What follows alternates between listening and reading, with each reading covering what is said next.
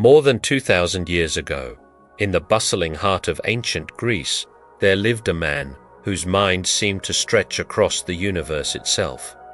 He studied everything from the stars above to the smallest creatures in the sea, from the secrets of politics to the art of living a good life. His students called him the mind of the school. Kings sought his wisdom, and his ideas still shape the way we think, learn, and live today. But behind the famous name Aristotle lies an untold story of a curious boy from a small town, of friendships and rivalries, of love, loss, and exile, and of questions so powerful they still refuse to fade. What drove him to seek answers to everything? What truths did he uncover? And what mysteries did he leave behind that keep scholars searching even now? Let's step back through the centuries and walk beside one of history's greatest thinkers. The story of Aristotle begins in an ancient world teeming with possibility and change, where the boundaries of knowledge were undefined and the hunger for wisdom was insatiable. Born in the year 380 for BCE in the small town of Stagira in northern Greece, Aristotle's life was marked from the outset by an air of remarkable curiosity. His father, Nicomachus, served as the personal physician to King Amyntas III of Macedon, a connection that would echo throughout Aristotle's life in unexpected ways. It was in his father's physician's quarters, surrounded by the riddles of the human body and the rhythms of royal court life, that young Aristotle first learned the habits of observation, habits that would one day make him the most relentless investigator of nature the world had ever known. When he was still a boy, Aristotle suffered a devastating loss, the premature death of both his parents. Bereft of guidance, and with only the echoes of his father's teachings in medicine and natural philosophy, Aristotle was taken in by a guardian named Proxenus, who provided him both the necessities of life and an education in poetry, rhetoric, and the arts. Despite the trauma and uncertainty that shadowed his childhood, Aristotle soon distinguished himself for his restlessness and boundless curiosity, eagerly devouring everything Proxenus could provide.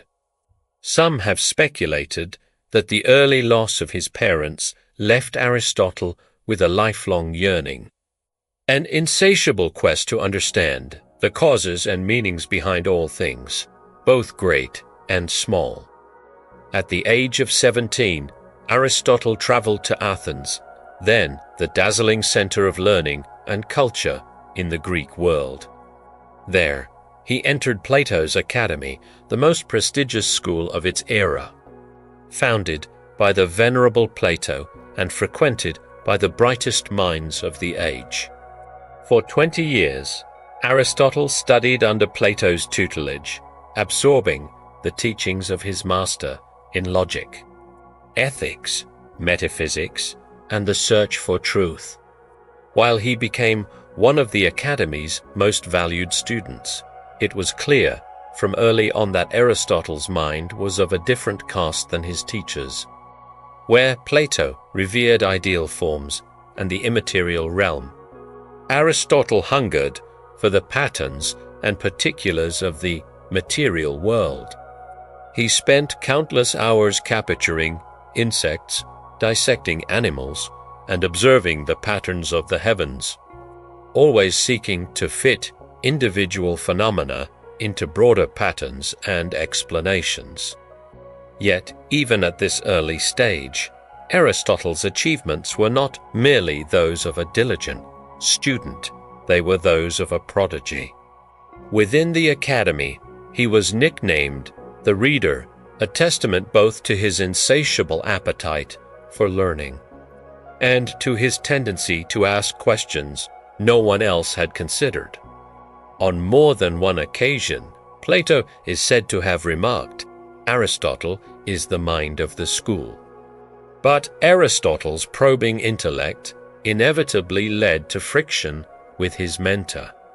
When Plato died in 347 BCE, the leadership of the academy passed to a different student, Speusippus, rather than to Aristotle, a sign that his unorthodox approach had begun to ruffle feathers. Leaving Athens, Aristotle embarked on a period of restless wandering across the Greek world, a time of his life that is as mysterious as it is intriguing. He traveled first to the city of Ossos in Asia Minor, where he established his own circle of philosophical inquiry and began gathering data for his studies of biology and politics. Letters from this period suggest Aristotle's ongoing experiments and observations, his investigations into the anatomy of fish and cephalopods, his cataloguing of flowering plants and description of hundreds of animal species, many unknown to his peers. During these years, he also formed lasting friendships with other thinkers and scientists, such as Hermias of Atanius, before witnessing the tragic execution of Hermias by Persian authorities. The loss haunted Aristotle for the rest of his life, yet it galvanized his determination to find patterns in the cycle of fate and necessity that governed human lives. Eventually, Aristotle was called to the court of Macedon by King Philip II, a figure whose ambitions were beginning to redraw the map of the known world. In one of history's most celebrated coincidences, Aristotle was appointed the tutor to Philip's son, a boy who would one day bestride the world as Alexander the Great for 7 years. Aristotle shaped the mind of the young prince, introducing him not only to the traditional works of Greek literature and philosophy, but to cutting-edge theories of science, medicine, and governance. Together, they read Homer and investigated natural history. Aristotle is said to have inspired in Alexander an enduring passion for knowledge and a curiosity for lands beyond Greece. Scholars still debate the extent of Aristotle's influence over his legendary pupil. Some argue that the seeds Aristotle planted later sprouted in Alexander's global ambitions and policy of promoting Greek culture throughout Asia. Others point out that Aristotle himself harbored reservations about military conquest and the use of power. But the connection between tutor and prince would remain one of history's greatest mysteries, shrouded as much by speculation as by fact. What is certain is that Aristotle, offered immense resources by Philip, was able to undertake naturalistic studies of unprecedented scale.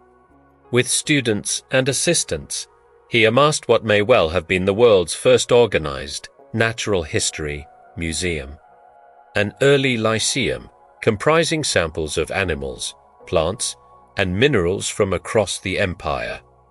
The sheer scope and ambition of these studies would eventually underpin much of Aristotle's later philosophical work, including his treatises on biology, zoology, metaphysics, and ethics. During Aristotle's years as a tutor, he also married Pythias, the niece of his old friend Hermias of Atanius. Together, they had a daughter, whom they also named Pythias. Tragically, this began another cycle of loss. Pythias died young, leaving Aristotle a widower.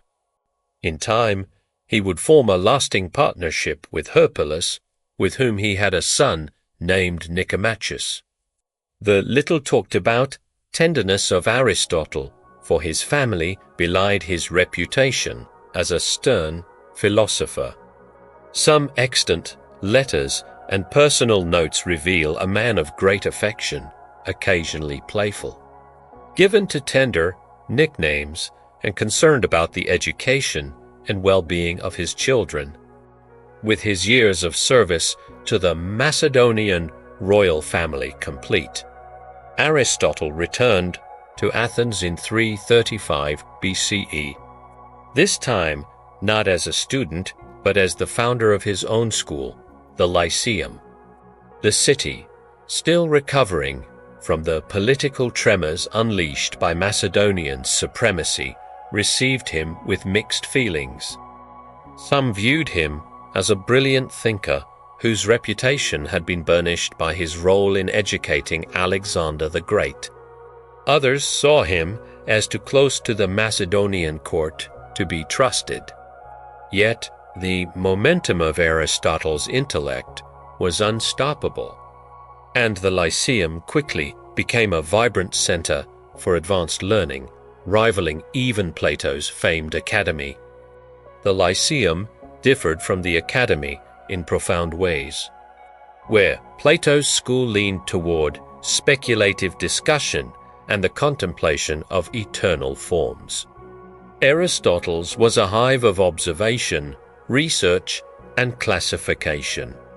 Students and scholars worked together systematically, studying plants, observing animals, collecting political constitutions from different city-states, and analyzing the logic of arguments.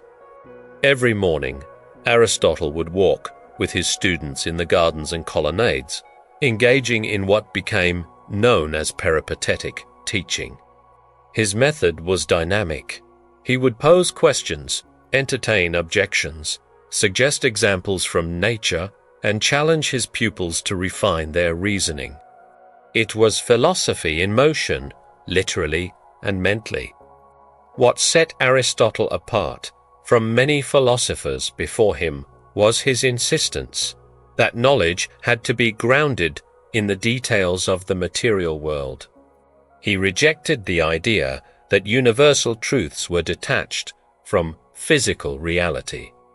Instead, he argued that understanding came from observing particulars, identifying patterns, and reasoning upward toward general principles. This approach laid the groundwork for what we now call empirical science. In these years, Aristotle wrote prolifically.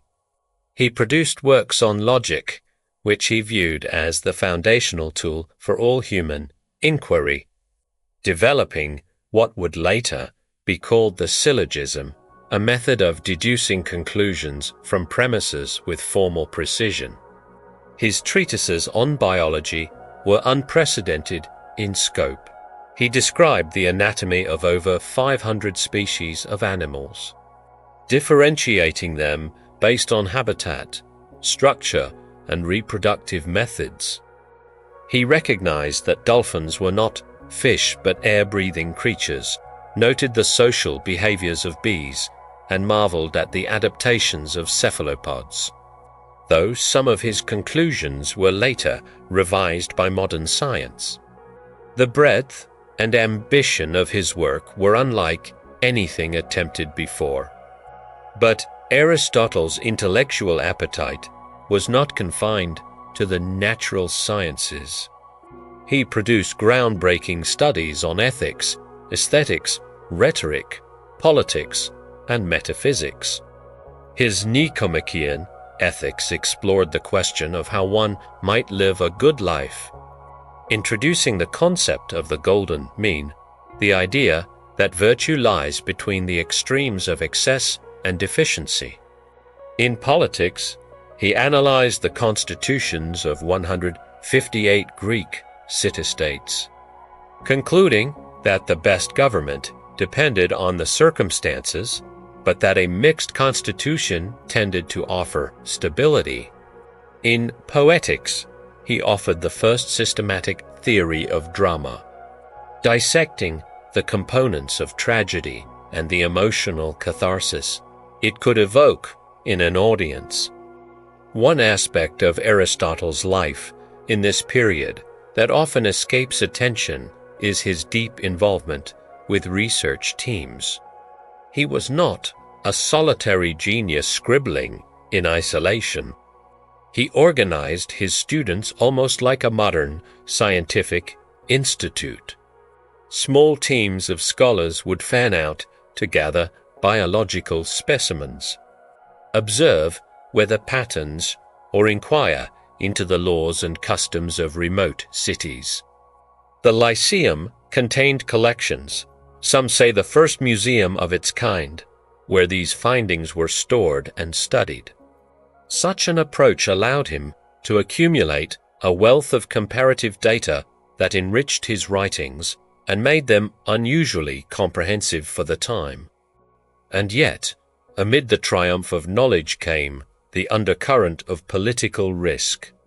Athens was a proud city with a long tradition of independence, and Alexander's widening conquests across Asia meant that tensions between the city's democratic spirit and Macedonian dominance were simmering. Aristotle, with his well-known ties to the Macedonian court, walked a dangerous line. While he himself did not wield political power, some Athenians viewed his presence as symbolic of foreign influence. It is said that in private, Aristotle counseled moderation and tolerance, but political sentiments were running too high for nuance. Another, lesser-known chapter of his life during this period was his interest in more mystical or mysterious questions. Correspondence and fragmentary notes from his lectures suggest he was fascinated by the phenomena that bordered on the unexplained, the persistence of memory, the strange magnetism of lodestones, the nature of dreams, and whether the stars were animate beings or divine entities. Though Aristotle approached such questions with caution, he never dismissed them outright. To him, even the strangest occurrence deserved patient and rational investigation. This openness to wonder, combined with his disciplined reasoning, gave his teaching a rare and infectious spirit, one that inspired not only rigorous scientific study, but also a sense of awe at the universe's mysteries. At the height of his fame in Athens, Aristotle became a figure both revered and scrutinized. His lectures would be attended not only by students but by visiting dignitaries, curious citizens, and foreign scholars eager to witness the mind that had helped shape Alexander, the most powerful man on earth. Yet Aristotle remained meticulous in his daily habits, rising early, engaging in peripatetic discussions, writing in the afternoons, and dedicating evenings to quieter study or conversation with trusted companions. This period of his life, however, was soon to be darkened by seismic changes in the world beyond Athens. As Alexander extended his empire to the edges of known civilization, his campaigns brought unprecedented cultural contact, but also unrest. And the consequences would eventually reach Aristotle's doorstep. The peace that had accompanied Aristotle's flourishing years at the Lyceum began to fracture in 323 BCE, with the sudden and shocking news that Alexander the Great had died in Babylon at the age of just 32. His death sent shockwaves throughout the Greek world. Athens, always watchful for an opportunity to free itself from Macedonian oversight, seized the moment to rebel against Macedon in what became known as the Lamian War. Anti-Macedonian factions gained momentum, and suspicion fell on anyone who was seen as too close to the Macedonian court. Aristotle's long-standing personal and professional ties to Macedon now placed him in an increasingly precarious position. The very fact that he had once tutored Alexander, the man who had dominated the world, turned into a political liability. Enemies in Athens began to mutter accusations, some whispered in private, others openly discussed in the assembly. Aristotle's philosophical detractors, who had always considered him an outsider, now had a potent argument. This Stagirite was not truly an Athenian at heart, and worse, had benefited from Macedonian power. In a tense and charged atmosphere, a formal accusation was brought against him. The charge was impiety, the same vague and politically flexible crime for which Socrates had been condemned nearly 8 decades earlier. The irony was not lost on Aristotle. Athens was on the verge of repeating its notorious mistake, allowing political grievance to mask itself as moral outrage. His accusers claimed that a certain hymn Aristotle had composed in honor of his friend Hermias years earlier amounted to worshipping a mortal as divine, an offense against the gods. Aristotle might have stood trial. He might have defended himself in the courtroom, relying on his sharp rhetoric and logical acumen, but he had studied the fate of Socrates too well. As later reported by tradition, Aristotle remarked to his friends, "I will not allow the Athenians to sin twice against philosophy." With a calculated and swift decision, he withdrew from Athens, leaving the Lyceum in the care of his trusted student Theophrastus. He sought refuge in his late mother's estates in Chalcis, on the island of Euboea, a place offering both isolation and safety from the turmoil of Athenian politics. This exile was not merely a retreat from danger, it was also an emotional displacement. The Lyceum, his intellectual home, had been more than a school. It had been the living embodiment of his vision of human inquiry. To leave it abruptly was a wound to his spirit. But in Chalcis, Aristotle did not surrender to bitterness. Even in the last year of his life, he kept writing and thinking. The work on the Constitution of Athens, a historical and political analysis, is believed to have been finalized during this period. He also revisited problems in logic and metaphysics, refining arguments and making marginal notes that later generations would inherit. Those close to him during this time noted that he seemed more reflective, sometimes melancholic, but still driven by a quiet urgency to complete what he could. His correspondence reveals concerns about the future of his children, especially his young son Nicomachus, and his hopes that Theophrastus would carry on the peripatetic method. Theophrastus, a man of botanical genius in his own right, was indeed a worthy successor. But Aristotle seemed keenly aware that the continuity of an intellectual tradition was far from guaranteed. One detail about these final months, often lost in grand narratives, is Aristotle's continued fascination with natural phenomena. He is said to have observed the tides in the Euripus Strait near Chalcis, puzzled by their unusual regularity and strength. The strait's currents changed direction several times a day, and Aristotle longed for a clearer understanding of the forces at work. Though he never found a definitive explanation, modern hydrodynamics was centuries away. His notes on the problem reflect the same curiosity that had driven him as a young man dissecting sea creatures on the shores of Lesbos. Age and political exile could not extinguish that inner flame of inquiry. Death came unexpectedly and swiftly to Aristotle in 322 BCE, only a year after Alexander's demise. Ancient sources differ on the cause. Some suggest a lingering stomach ailment, others a natural decline hastened by stress. He was around 62 years old. His passing, coming so soon after the loss of his most famous pupil, seemed to mark the end of a generation, a closing of a chapter in Greek history in which power and intellect had been unusually entwined. In his will, Aristotle made careful provisions for his family, friends, and servants, ensuring that Hercules would be cared for and that his daughter's future marriages would be arranged with thought. He instructed that his remains be taken to Stagira for burial beside his parents, an act that symbolically united the restless traveler with his place of origin.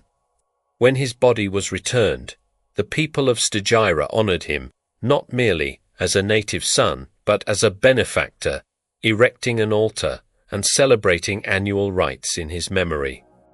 The legacy Aristotle left behind cannot be overstated. His surviving works, though only a fraction of what he actually wrote, became cornerstones of multiple disciplines.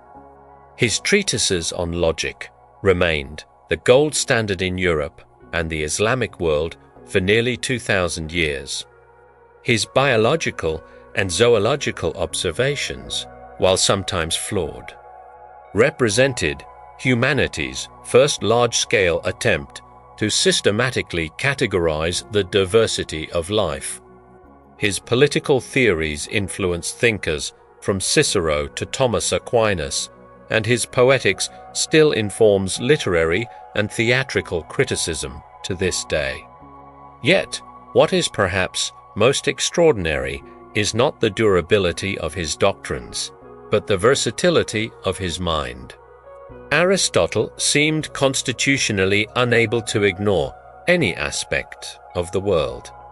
He wrote on the motions of the stars, the principles of economics, the psychology of memory, the nature of friendship, the purpose of tragedy, the means of achieving virtue, and the definitions of life itself. To him, all these subjects were interconnected parts of a single tapestry, threads in the pursuit of understanding. Modern academic specialization, with its sharply divided fields, would have puzzled Aristotle. For him, to be a philosopher was to be a biologist, an ethicist, a logician, and a political scientist all at once. In the centuries that followed, Aristotle's works were copied, translated, debated, and sometimes lost, only to be rediscovered in new cultural contexts. In the Islamic Golden Age, scholars such as Avicenna and Averroes treated him as the first teacher, integrating his ideas into Islamic philosophy and melding them with their own. In medieval Europe, Thomas Aquinas and others called him simply the philosopher, a title that spoke of his definitive authority. Even when Renaissance and Enlightenment thinkers began to challenge his conclusions, they were still operating in the framework he had built.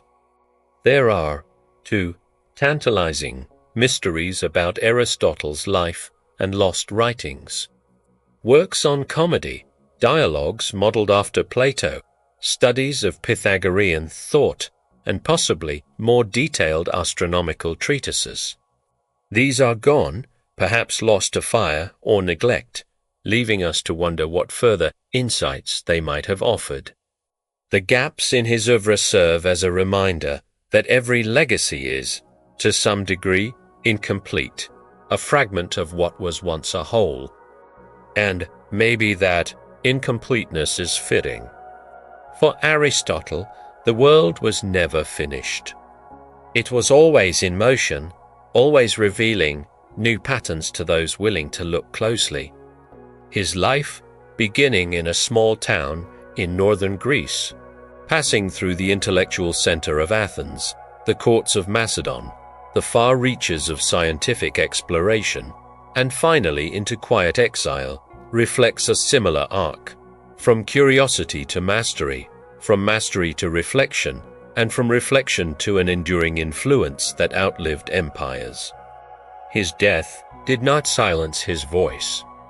In the Lyceum's shaded walkways, in the notes of devoted students, in the pages that crossed deserts and seas, Aristotle's questions and methods took root in distant lands and foreign tongues.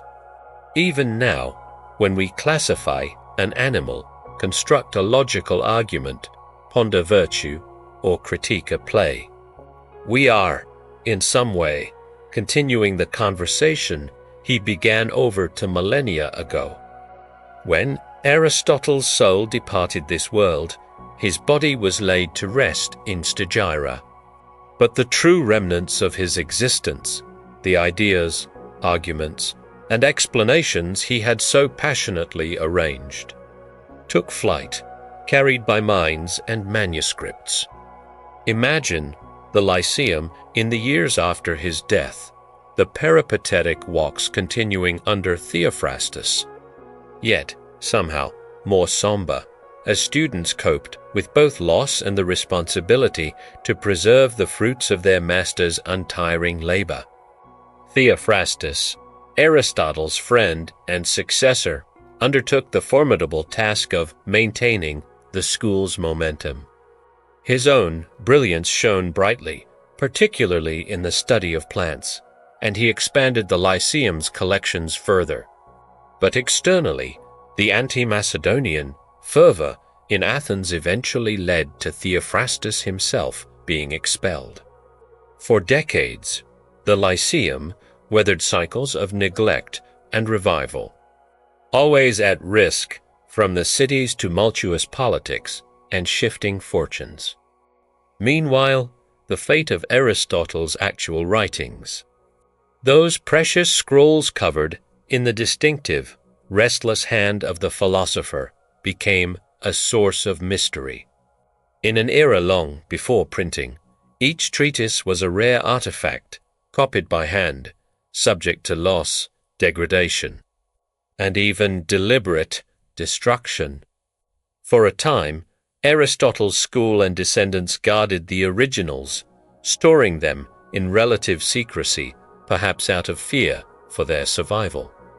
There is a particularly intriguing episode recounted by later biographers, which suggests that Aristotle's manuscripts were hidden away by Neleus of Sepsis, a student of Theophrastus, to evade confiscation and theft. Neleus allegedly transported the precious works to his family estate in Asia Minor, where they lay buried in a cellar, exposed to damp and decay for over a century. It was not until the 1st century BCE that the writings saw daylight again, when they were purchased by bibliophile philosophers and transferred to Alexandria, the intellectual crossroads of the ancient world, where scholars pored over every available text. Imagine the excitement and confusion as generations of thinkers rediscovered these foundational manuscripts, most preserved in patchwork condition. Some were mere sketches. Others, dense treatises lacking introductory context or philosophical polish. Yet, to scholars hungry for wisdom, each fragment was a ladder leading upward through the labyrinth of logic, physics, ethics, and metaphysics. In the sprawling complex of the Library of Alexandria, Aristotle's treatises became central texts. Greek commentators, including Strato of Lampsakis, pored over his analyses of motion, causality, and matter. They debated interpretations, sometimes fiercely, sometimes reverently, and began the immense work of commentary that would echo through the centuries. The collection's later destruction in a series of fires remains one of history's tragic losses. But the impact of Aristotle's thought had already begun to seep into other cultures and languages. The Roman world, initially more attuned to rhetoric than philosophy, only gradually absorbed Aristotle's insights. Cicero, the great statesman and orator, referenced Aristotle with admiration, though his own political preoccupations led him to read Aristotle through a pragmatic lens. Later, in the imperial era, scholars such as Galen brought Aristotelian biology and logic into conversation with medical practice, creating a synthesis that would survive deep into the medieval period.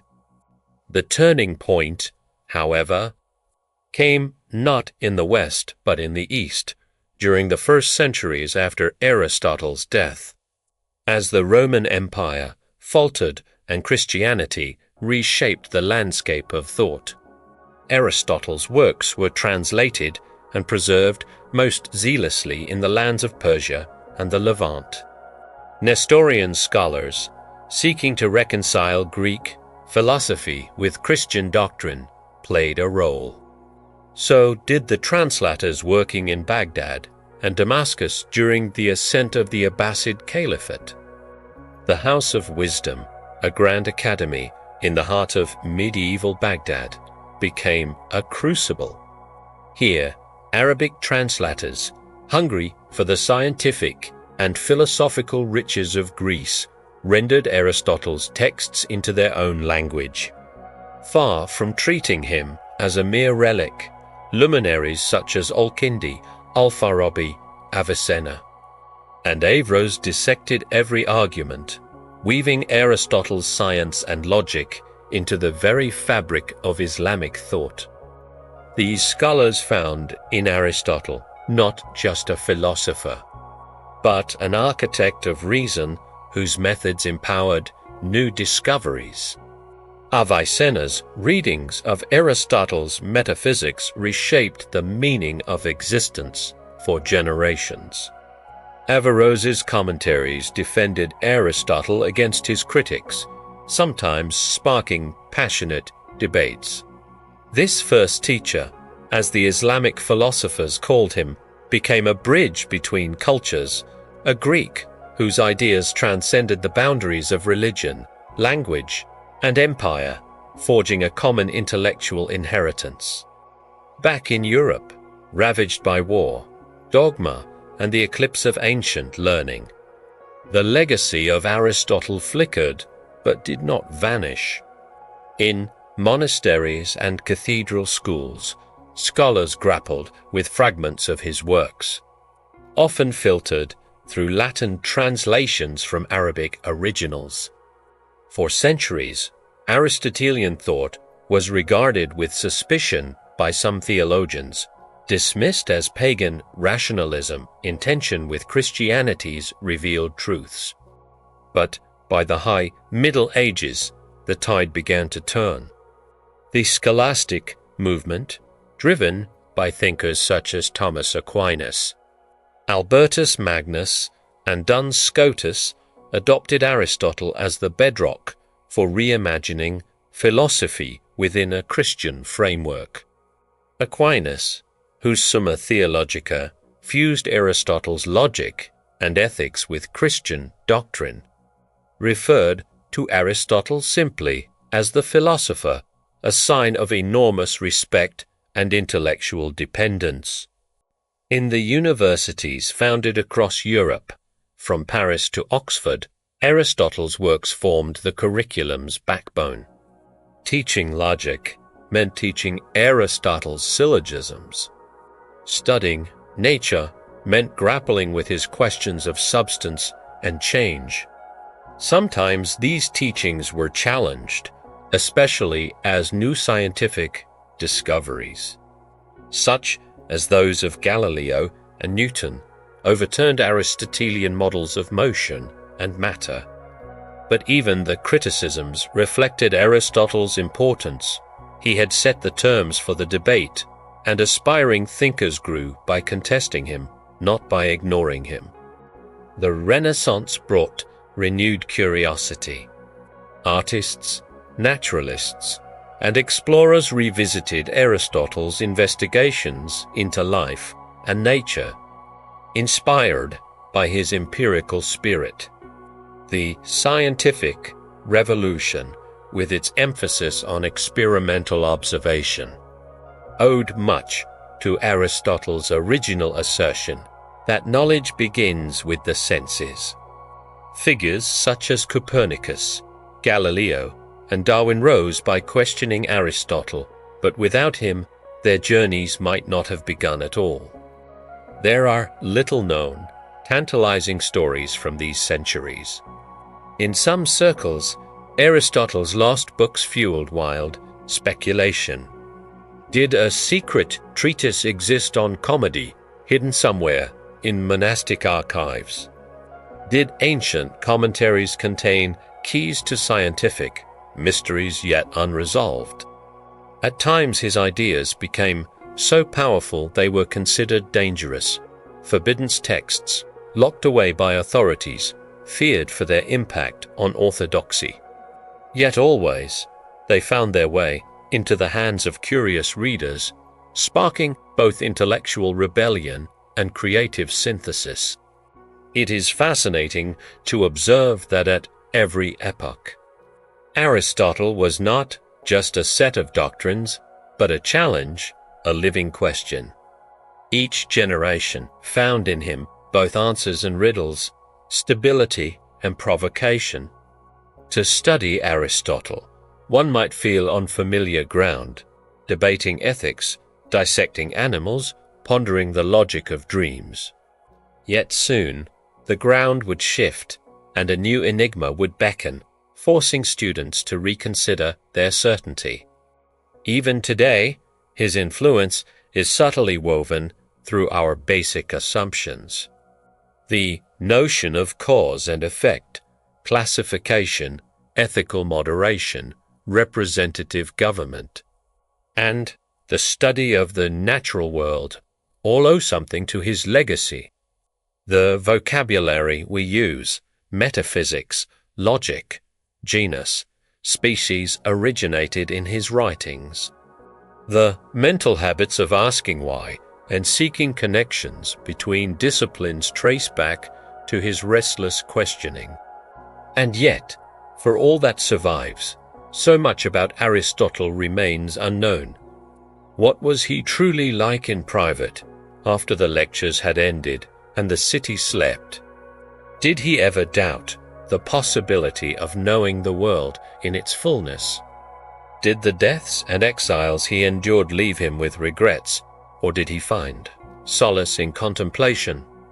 Could we, reading his lost dialogues, uncover jokes or stories that made the great mind laugh? The fragments tantalize, but they do not answer. Aristotle's legend, then, is not only in his achievements, but in his persistence, his ability to inspire wonder, to provoke new questions, to become a living presence in cultures and languages he never knew. He is the rare thinker whose absence becomes as forceful as his presence. A legend, yes, but also an endless echo, challenging us. As he challenged his students on the walks of the Lyceum, never to be satisfied with easy certainties, and always to look deeper. As the centuries rolled forward, Aristotle's thought continued to weave its way into new realms, often in surprising and indirect ways. By the dawn of the modern era, his presence was felt not just in philosophy, lecture halls, or theological debates, but in laboratories, art studios, courts of law, and even political revolutions. It is one of the marvels of intellectual history that a man who walked the dusty paths of ancient Greece could shape the contours of worldviews in lands he never imagined existed, thousands of years beyond his time. In the 17th century, the fruits of the Renaissance and the rise of experimental science brought fresh scrutiny to Aristotle's theories. Figures like Galileo Galilei and Francis Bacon openly challenged the Aristotelian framework of physics, particularly his conception of motion, elements, and the structure of the cosmos. Galileo's experiments with inclined planes and telescopic observations made it clear that the heavens were not immutable perfect spheres, and that Aristotle's distinction between the terrestrial world and the celestial realm was not tenable in the face of mounting evidence. Yet, while scientists dismantled parts of his natural philosophy, they did so through a method that Aristotle himself would have recognized: observation, reasoning from evidence, and logical argumentation. In that sense, they were his heirs even in rebellion. Bacon, for his part, criticized the purely syllogistic approach to science that scholastic Aristotelians favored in medieval universities. Instead, he proposed a more inductive method, but it is worth remembering that Aristotle's actual practice had always combined logical deduction with careful empirical work. The Aristotle Bacon attacked was in part a scholastic caricature, emphasizing abstract argument over the empirical attentiveness that had once led Aristotle to wade through tide pools in search of sea creatures. The loss of many of Aristotle's more popular or dialogical works meant that only the dense, technical treatises remained in circulation, leaving later critics with a somewhat austere image of the man. Meanwhile, in the Islamic world, Aristotle's philosophical image was still vibrant in the writings of Averroes, Avicenna, and their successors, who became conduits for redistributing Greek thought back into Europe via Andalusia and the Crusader states. The translations from Arabic into Latin renovated the Western intellectual scene during the High Middle Ages, and their lingering influence meant that even as Europe embraced Copernicus and Newton, the habit of structured categorization and systematic inquiry, Aristotle's intellectual DNA, remained embedded. But Aristotle's influence was never confined to the sciences or academic philosophy. His reflections on politics, ethics, literature, and virtue quietly informed the revolutions of thought and governance that emerged in the 18th century. The founders of the United States, for example, read Aristotle in translation and were struck by his discussions of mixed government in politics, an idea that a stable constitution blends elements of monarchy, aristocracy, and democracy to balance power. While they reinterpreted and adapted these principles for a modern republic, the seed was unmistakably Aristotelian. In literature and the arts, Aristotle's Poetics, ghostly in its incompleteness, remained a touchstone for dramatists. The rules he laid out for tragedy, the unities of action, time, and place, the catharsis of pity and fear resonated in the works of Shakespeare, Racine, Corneille, and countless playwrights thereafter. Even the emerging novel of the 19th century bore Aristotle's mark in the attention to plot structure, narrative causality, and character development.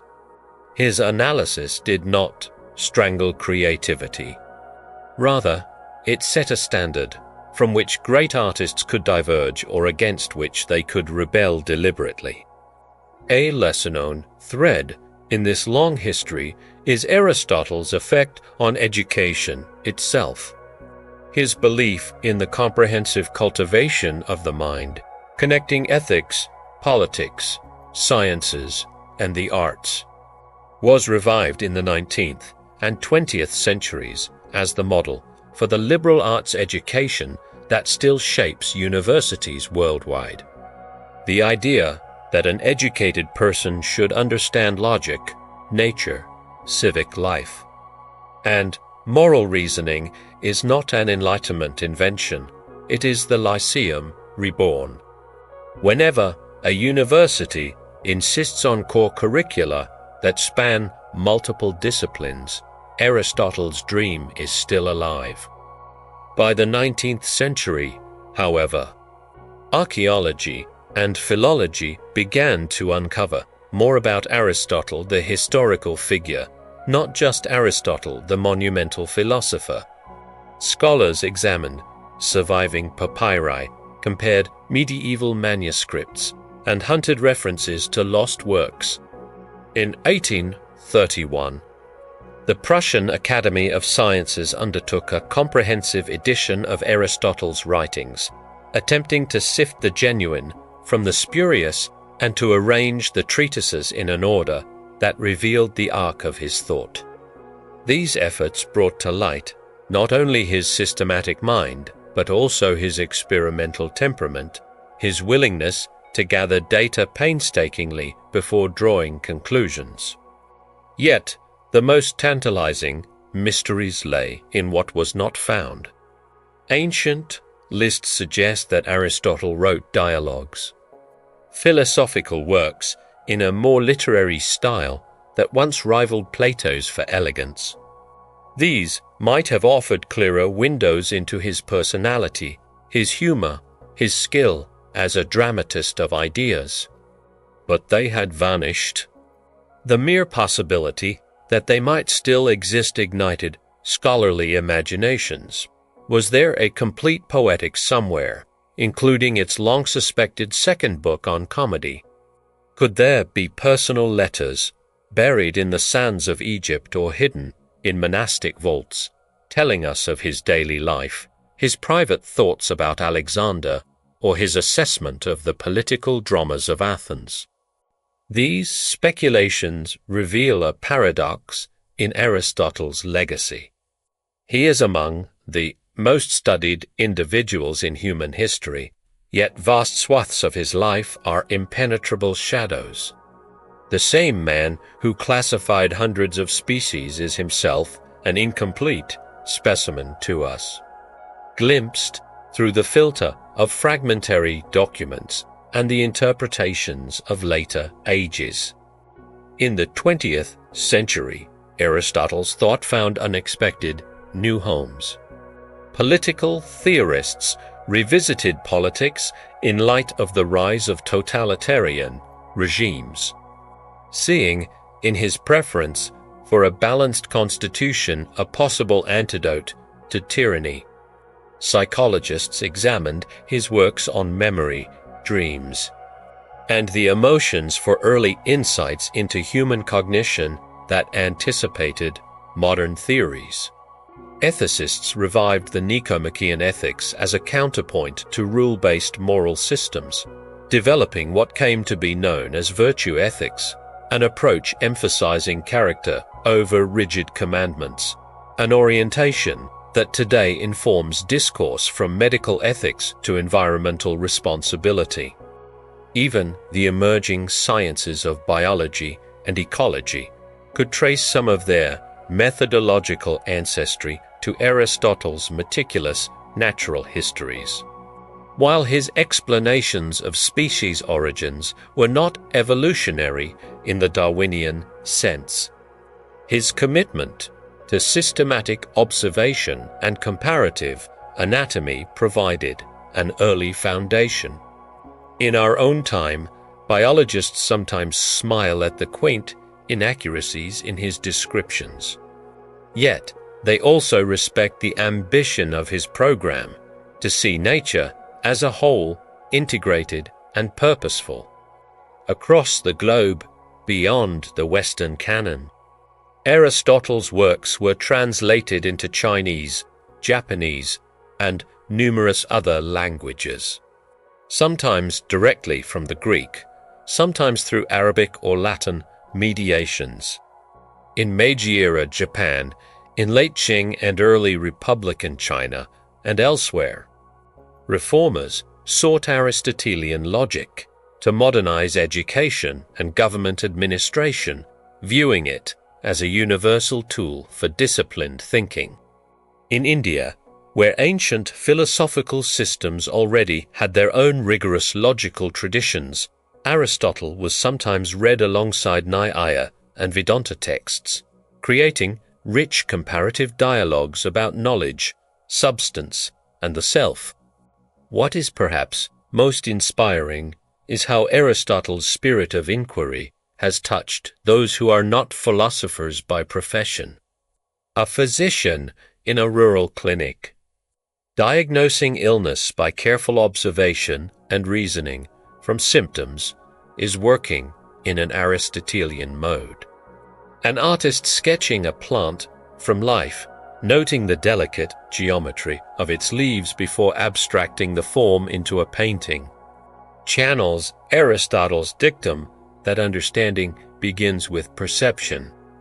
A citizen weighing competing political policies in search of a balanced solution walks the path he charted toward the golden mean. The endurance of his influence suggests that Aristotle tapped into something deeply human, our need to connect the dots, to search for causes, to organize experience into meaning. He recognized that the pursuit of knowledge is not only a means to practical ends, but also a fulfillment of our nature. All men by nature desire to know. This opening line of his metaphysics is not merely a statement about curiosity. It is a declaration that the search for understanding is woven into our very being. And yet, for all his brilliance, Aristotle was not infallible. His gender theories enshrined misconceptions that would persist for centuries. His defense of natural slavery reflected the assumptions of his time and place. His cosmology fixed the earth at the center of the universe, a view science would later overturn.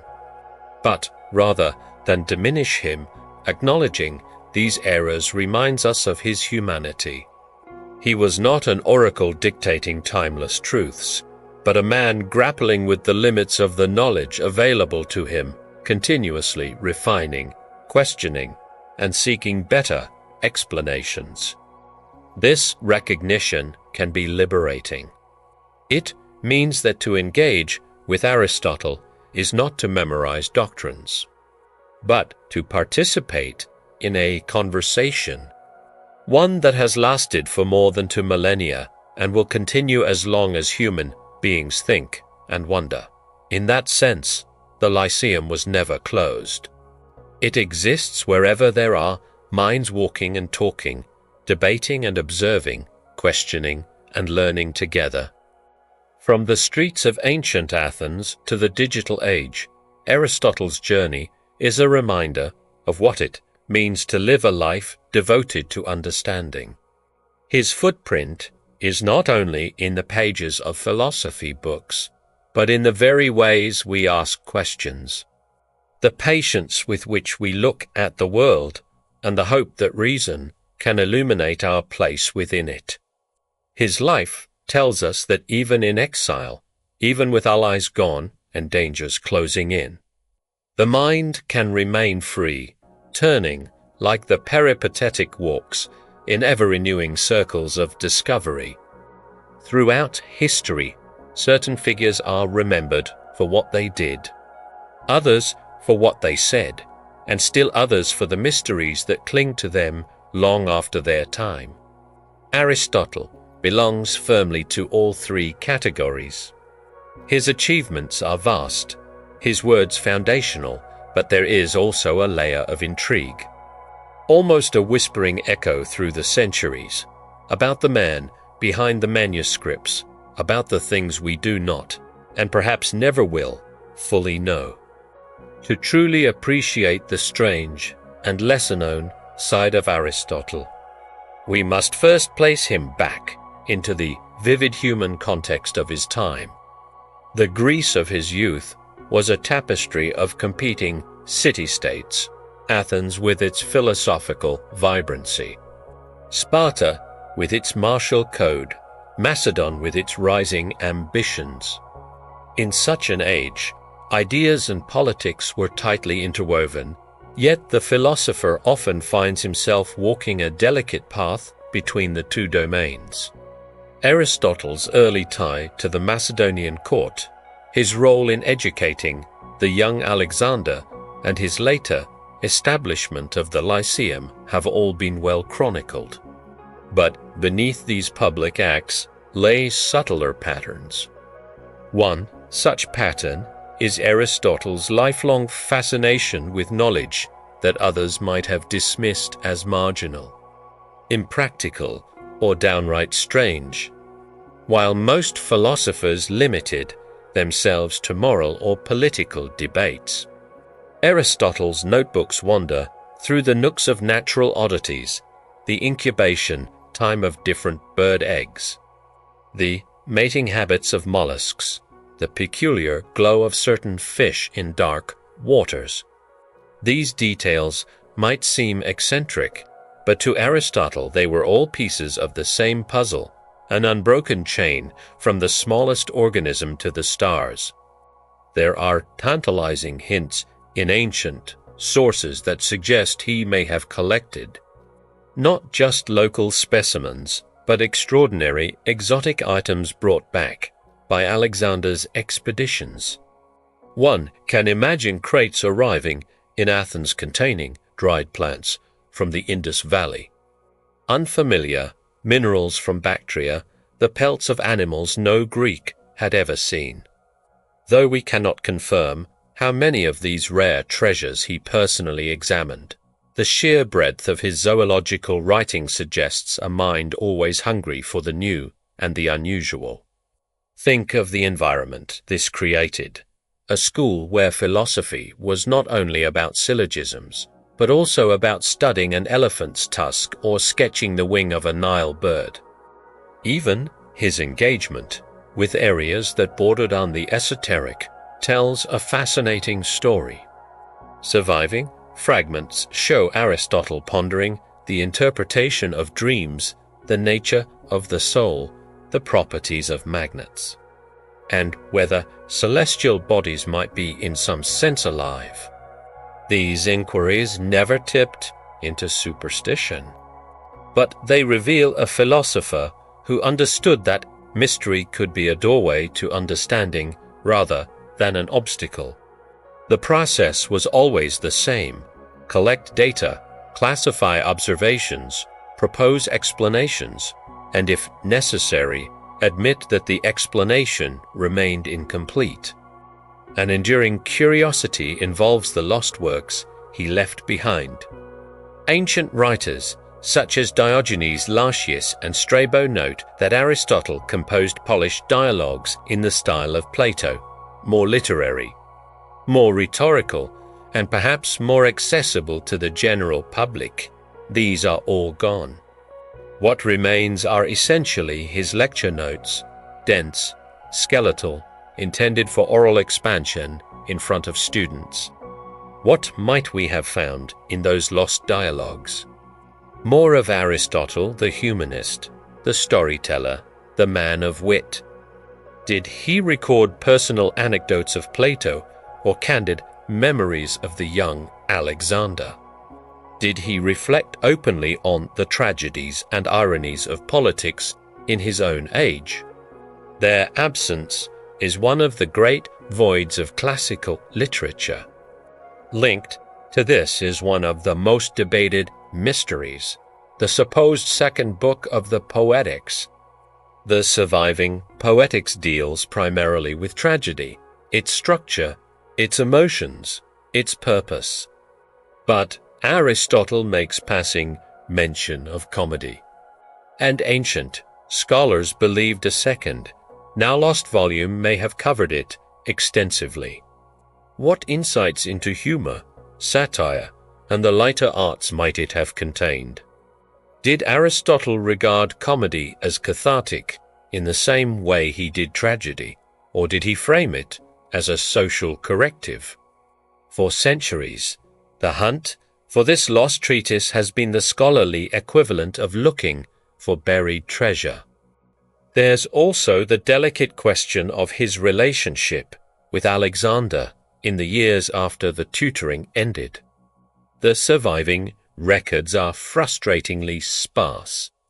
Some traditions claim that They corresponded regularly, exchanging letters on politics, ethics, and science. A handful of these letters, preserved in later works, are considered spurious by most historians, but they reflect a longing to imagine two of history's most remarkable minds in direct dialogue. One version of events suggests their relationship soured after Alexander's campaigns blurred the lines between conquest and tyranny in Aristotle's eyes.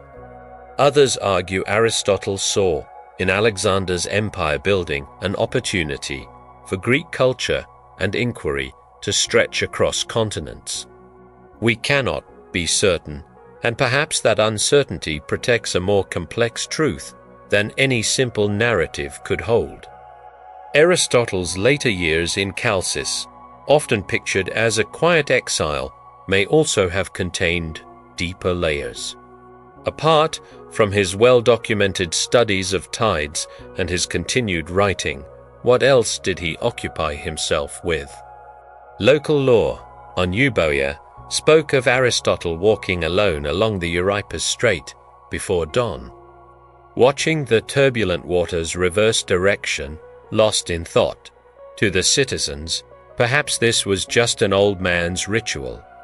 But to Aristotle, it might have been a living symbol of the paradoxes that had fueled his life's work.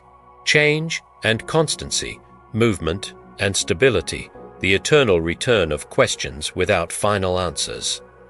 Another underexplored aspect is Aristotle's personal philosophy of living, practical advice that may never have reached his formal works but lingered in the memories of his students. Later, biographers record odd maxims attributed to him, that one should expose children to both the arts and to physical exercise, that a wise man should avoid extremes of dress and speech, that meals should be moderate but conversation abundant. These fragments, while not as monumental as the metaphysics or the ethics, make Aristotle feel tangible, a human being constructing a way of life consistent with his search for balance and reason. The centuries after his death continued to embroider the portrait. Medieval Islamic scholars revered him as Al-Mu'allim al-Ul, the first teacher, but within that reverence, there were debates about what Aristotle really meant on the soul, on eternity, on divine reason. Commentators sometimes reinterpreted or even recast Aristotle to fit their own philosophical frameworks, blurring the boundary between the historical thinker and the symbolic figure he had become. In many ways, this has never stopped. The Aristotle we encounter in science classrooms, in political theory, in literary criticism, is always partly the historical man and partly the centuries of commentary layered over him. In modern times, when scholars travel to Mount Athos or sift through ancient Egyptian rubbish heaps in search of papyrus fragments, there is still a chance, vanishingly slim but real, that a lost work of Aristotle might reappear. The discovery in the late 19th century of the Constitution of Athens, preserved on papyrus, was such a shock, a whole work no one had read for nearly 2,000 years. It was a reminder that the story is not over, that new pieces can still emerge to challenge or deepen our view of him. And perhaps that is the most Aristotelian lesson of all, that knowledge is never truly complete, that the map is always missing parts, and that this incompleteness is not a defeat but an invitation.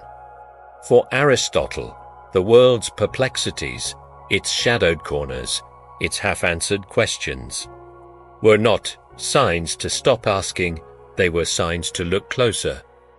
So when we think of him today, beyond the marble busts and dusty manuscripts, we might imagine a man who could sit with a farmer and talk about the right season to plant olives, who could accompany a fisherman to the shore and ask about the habits of octopuses? Who could dine with a dramatist and debate the nature of tragedy? And who could then retire to his study and attempt to unite these experiences under the grand arch of human knowledge? He was not a philosopher in an ivory tower. He was a philosopher in the marketplace, the garden, the theatre, the port, a man at home in the thick weave of life. His is why Aristotle still inspires curiosity. We see in him not only the inventor of concepts and the organizer of logic, but the restless walker whose gaze took in everything. The legend endures not just in his mastery, but in his humility before the complexity of the world. He knew how little even the wisest could claim to know, and yet he embraced the search with undiminished energy. The Lyceum may be ruins now, but in any place where people gather to exchange ideas openly, where questions roam across disciplines without regard for narrow specialization, Aristotle arguably walks again. In every act of careful observation, in every deliberate weighing of evidence, in every conversation that ranges freely from the sciences to the arts to politics and back, there is a trace of that old peripatetic habit. And maybe, if we could ask him, he would remind us that the questions we leave for the next generations, the unfinished arguments, the things deliberately or accidentally left unsaid, are as much a part of our legacy as the answers we give. They are the spaces in which future minds will stretch, just as his questions still stretch ours. When we think about the chasm of time between Aristotle's walks in the shaded colonnades of the Lyceum and the digital, hyperconnected world of today, it is tempting to imagine that his ideas belong to another universe altogether.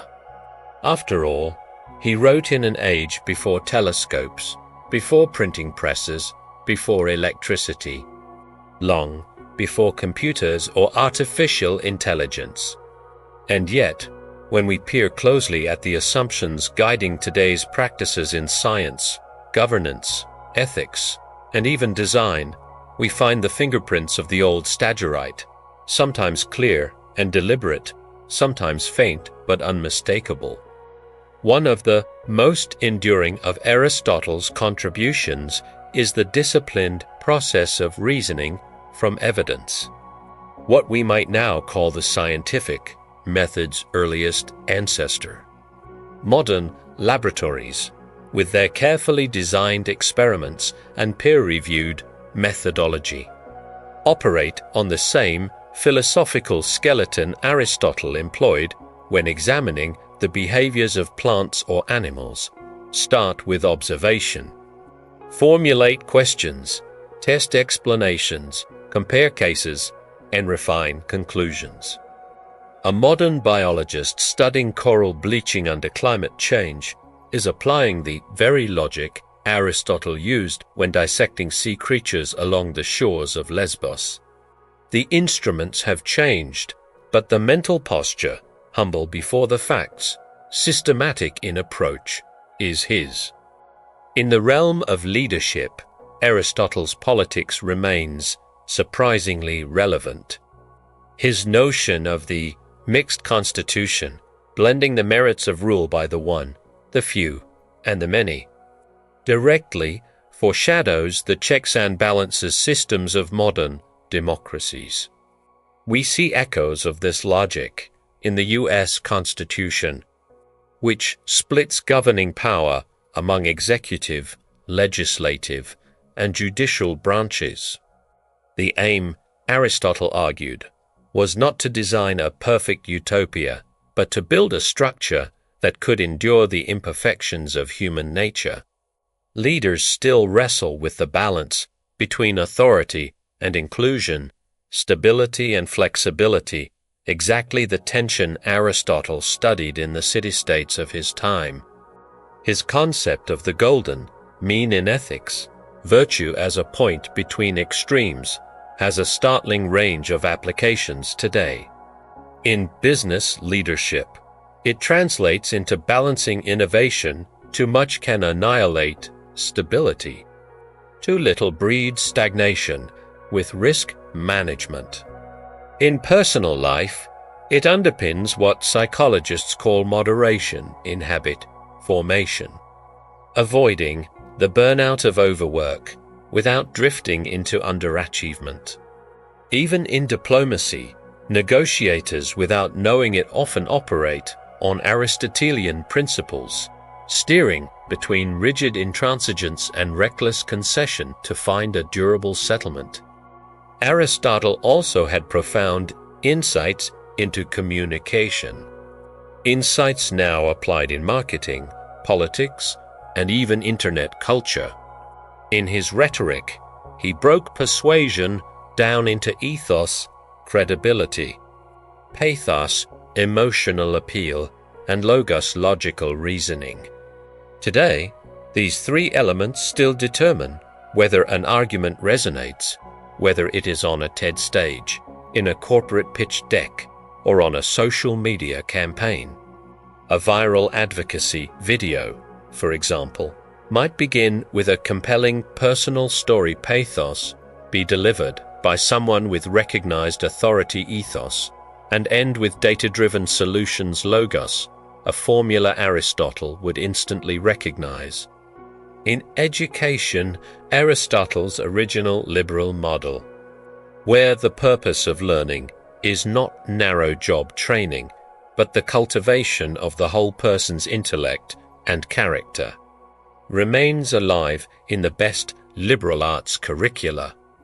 A university student today might major in physics while also studying philosophy, literature, and civic theory, an embodiment of Aristotle's belief that different dimensions of knowledge enrich and stabilize one another. His peripatetic method, teaching while walking and discussing, is now mirrored in active learning pedagogies that favor dialogue and movement over passive listening. What's remarkable is how Aristotle's methods even extend into fields he could not possibly have imagined. In computer science, for example, his principles of classification and definition are eerily present in database design and programming language structures. The practice of sorting entities into categories based on shared attributes mirrors Aristotle's taxonomies of animals and plants. Even artificial intelligence, in building logical decision, trees or ontologies, echoes the Aristotelian idea that knowledge can be ordered in hierarchies of genus and species. In biomedical ethics, the resurgence of virtue ethics in the last half-century has been transformative. Doctors and medical educators around the world revisit Aristotle's questions: what is the good life? What traits does a good practitioner need? To guide training in empathy, integrity, and judgment. This approach humanizes medicine beyond a mere checklist of rules, allowing for nuance when cases are morally complex. For instance, in palliative care, physicians often rely less on rigid law and more on cultivated virtues, patience, honesty, compassion, exactly as Aristotle might advise. Environmental ethics has found a surprising ally in Aristotle's teleology, the idea that living things have inherent purposes in their forms and functions. While modern ecology no longer takes teleology literally, it recognizes a deep interdependence in natural systems that Aristotle grasped intuitively. His sense that every species is part of an ordered whole translates now into concepts like biodiversity conservation and ecosystem balance. Technology, perhaps the furthest leap from Aristotle's world, still drinks from his well in the ethics of innovation. Tech leaders wrestling with AI safety privacy rights. And social media's effects on democracy are confronting Aristotle's age-old challenge: how to harmonize human invention with virtue and the common good. An algorithm may be efficient at technical virtue, but if it fosters harm or injustice, moral vices, it fails the Aristotelian measure of flourishing. Sometimes his influence is subtle and inspirational rather than direct. Consider the Maker movement, open source culture, or citizen science projects, ordinary people collecting data on bird migrations or air quality. These are modern manifestations of the Lyceum ethos, knowledge pursued collaboratively, inclusively, and with an empirical grounding.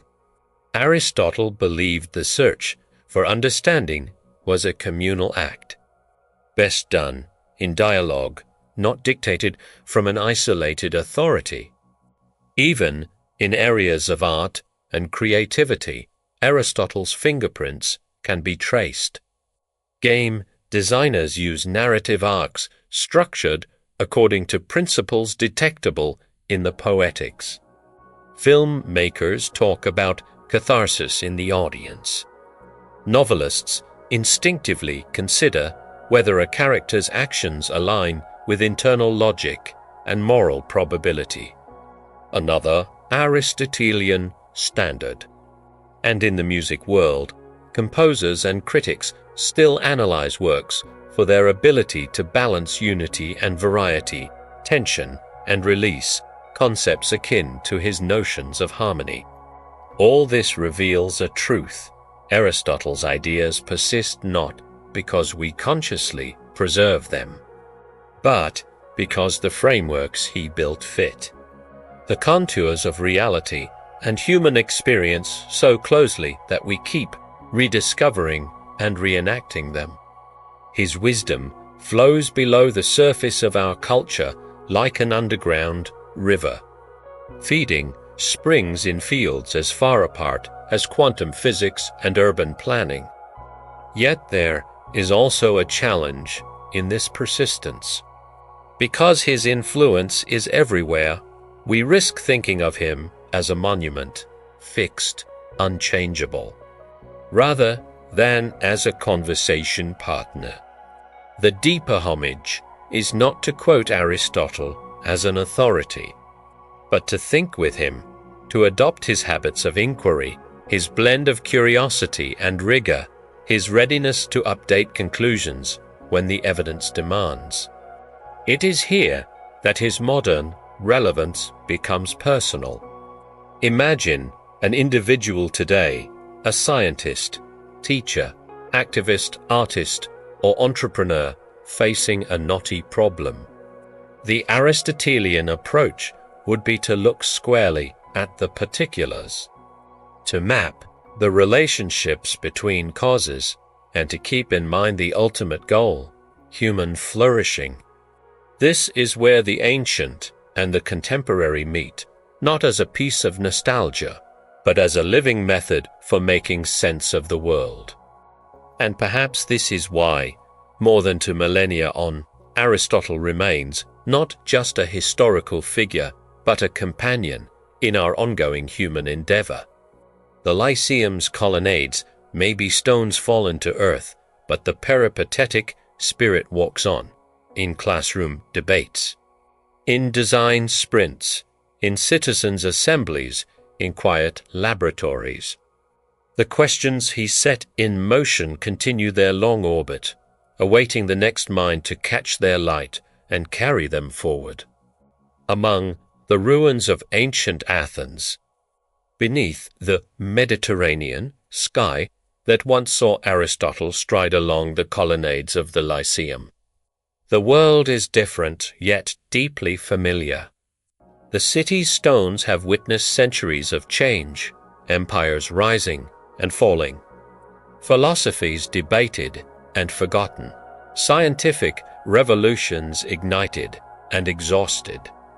Yet, somewhere within this tumult, the life and legend of Aristotle remain, persistent as the cicadas in summer, a melody woven into humanity's search for meaning. To see why his influence persists, we must look not only at the technical triumphs or the catalogues of his written works, but at the driving force behind all that Aristotle accomplished. The restless spirit of inquiry, the conviction that even the most mundane aspects of reality contain secrets worth unwrapping. The child from Stagira, orphaned young, must have glimpsed early the fragility of certainty, the need to make sense of what is fleeting and unstable. This urgency pushed him to ask questions others neglected, to connect domains of knowledge others kept apart. Aristotle never pretended to infallibility. In his Metaphysics, he wrote, "The mark of a wise mind is the ability to entertain a thought without accepting it." Where Plato had sought pure forms beyond the world, Aristotle knelt at the edge of the garden. Fingering the leaves, weighing the shapes of bones, he feared neither contradiction nor revision. When evidence changed, so did his theories. This intellectual humility, rare in both rulers and scholars, became his deepest legacy. The Lyceum was not simply a school. It was a laboratory, a studio, a debating society, a refuge for curiosity in an unpredictable age. Its walls housed specimens snared from faraway lands, scrolls copied and annotated ceaselessly, students of every background united by the desire to know. When Aristotle gathered his pupils, he was as much gardener as teacher, guiding questions, pruning confusion, fertilizing thought until it bore fruit. In this final segment, it's worth pausing to reflect on the sheer diversity of his achievements, not as items on a resume, but as expressions of a mind unbounded by convention. Aristotle was, by turns, a biologist, describing hundreds of species, a logician inventing formal systems for argument, a physicist probing motion and causality, a psychologist studying dreams and memory, a political scientist analyzing constitutions, a literary theorist defining drama and catharsis, an ethicist rejecting austere rule-based codes, a teacher inventing the liberal curriculum, and a historian recounting city-state customs. No other single thinker can be credibly named as the founder of so many distinct branches of knowledge. Yet, unlike some polymaths who leave their mark by mere accumulation, Aristotle's achievement lay in integration, making each domain illuminate the others. For him, ethics could not be divorced from political realities. Biology must inform metaphysics. Logic must serve observation. And poetry could express truths about emotion and society that no theorem could capture. This structural interconnectedness, echoed today in multidisciplinary research, is perhaps the genius that lifts him beyond even his most celebrated contemporaries. Aristotle's example carries particular force in the present moment. We live in a time of immense specialization. To be a scientist, economist, or artist too often means burrowing deep into a single niche. Yet, across fields, there is a dawning recognition of the need for synthesis, for minds willing to see the sunset as both a meteorological phenomenon and a metaphor, for leaders who grasp that policy must reckon equally with evidence, values, and human stories. His personal life, too, contains lessons too often overlooked.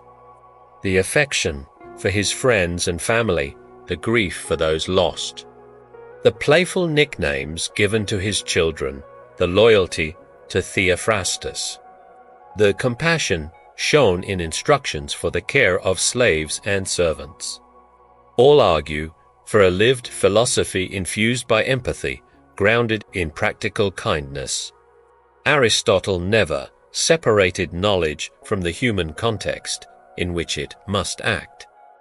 This is visible in the small details, his willingness to record minute habits of animals, his refusal to dismiss women's experiences even if his interpretations were flawed, his interest in the formation of habits and character, by insisting that knowledge must guide life, and that the good life is attainable only through virtue exercised amid real struggles. He made philosophy not merely an ivory tower abstraction, but a daily discipline. The unknown facets of Aristotle, the lost dialogues, the missing book on comedy, the stories never told, animate the imagination as much as the extant works. Perhaps this incompleteness is essential. Every open question is a provocation to investigate further. Across cultures, from Islamic scholars in medieval Baghdad to Catholic theologians in Paris, from Confucian reformers in Japan to humanists in Renaissance Florence, Aristotle was appropriated, revised, contradicted, but never simply discarded. He became, in effect, a common denominator for inquiry, an invitation to dialogue, a template for patterned thinking. But the ultimate reason for his legend may lie elsewhere. Consider the passage of time itself, the ways in which stories are passed on, ideals are reshaped, questions recur. Aristotle's life is a tale of resilience through adversity. Born amid the minor nobility of a small town, orphaned in boyhood, displaced by politics, swept up in the ambitions of kings, condemned for impiety, driven into exile, dying far from the center of civilization, his fortunes waxed and waned. Yet at no point did the external reversals extinguish the vigor of his inquiry. Perhaps you, the listener or reader, have faced your own obstacles, loss, rejection, doubt. Exile, literal or metaphorical. To see Aristotle persist, not despite, but through adversity, is an inspiration. He teaches not only how to reason, but how to endure, how to adapt, how to let the setbacks of fortune reshape, but not destroy one's devotion to truth. In every generation, there are those who feel themselves out of place, not quite at home in the prevailing dogmas, searching for a language that is missing, yearning for an audience that understands. Aristotle was, in many ways, perpetually out of place. He questioned his teacher Plato. He diverged from political orthodoxy in Athens. He modeled a kind of curiosity that fit nowhere perfectly. Yet it was exactly this displacement, this refusal to settle, that enabled his fertile mind to flourish. To be inspired by Aristotle is, thus, not merely to be awed by his expertise, but to embrace a stance of hopeful skepticism, of commitment to inquiry undertaken with humility and endurance. It is to make oneself at home in the garden of questions, knowing that some seeds will not ripen for centuries, that answers may forever remain out of reach, and that the value lies as much in the seeking as in the finding. Let us imagine, finally, the lasting image of Aristotle, not seated on a throne of wisdom above the ages, but walking quietly among students, testing new ideas, asking new questions, pausing to listen to the wind along the Euripus, pondering its tidal mysteries, his eyes never tired of observation, his mouth never silent when a question is at hand, his hands perhaps calloused from gathering specimens, his heart bruised by exile but never broken by it, The message he leaves us is not carved in stone, but whispered between lines. Never cease to wonder, never close the door on inquiry, and never mistake the completeness of a map for the wholeness of the terrain.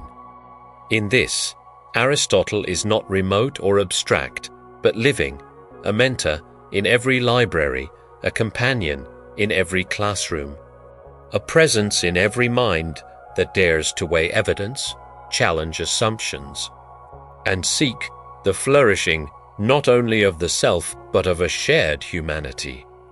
The legend endures because the legend is unfinished. Even now, amid the noise of the world, there is a place for the quiet, persistent walk of inquiry.